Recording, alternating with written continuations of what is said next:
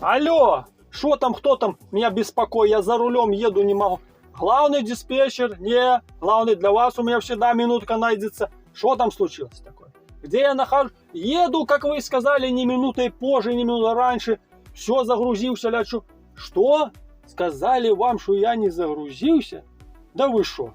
Как это не? Ко мне ж хлопцы подходили, показывали 45 минут у тебя загрузка будет. Ну, я будильник и завел на 46, думаю, более им времени дам. Но, и все.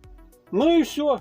Что? Чему? Так я же рассказываю, говорю, что чего? Вот 46 минут, 47 выхожу, лежу, они там чай, кофе, кто что делает. Ну, я думаю, все, загрузили, я дверками хлоп и пошел 48 минут, как вы говорили, не задерживаться, и полетел. Что? ЦМРки? Чего вы не взяли?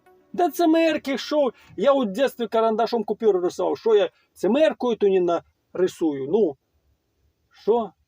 Говорят, разворачиваться, ехать. Да вы что?